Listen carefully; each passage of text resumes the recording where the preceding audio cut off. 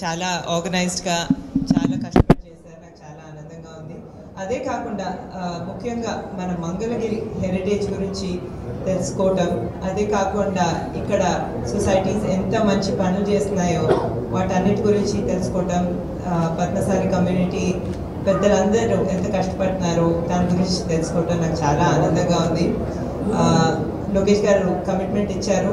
ఇక్కడ మన పద్మశాలి ఎంపవర్మెంట్ కోసం, డెవలప్మెంట్ కోసం ఎంతో చేయబోతున్నాము.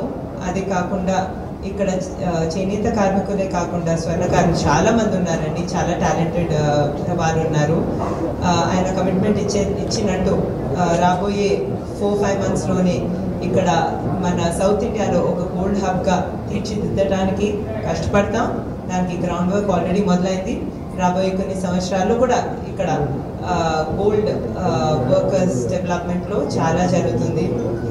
ఆ డైరెక్షన్లోనే లక్ష్మీ నరసింహ స్వర్ణకారుల కార్పొరేషన్ కూడా మొదలు పెట్టడం ఆల్రెడీ జరిగింది. అందుకే చాలా వర్క్ కూడా మొదలు పెట్టడం జరిగింది.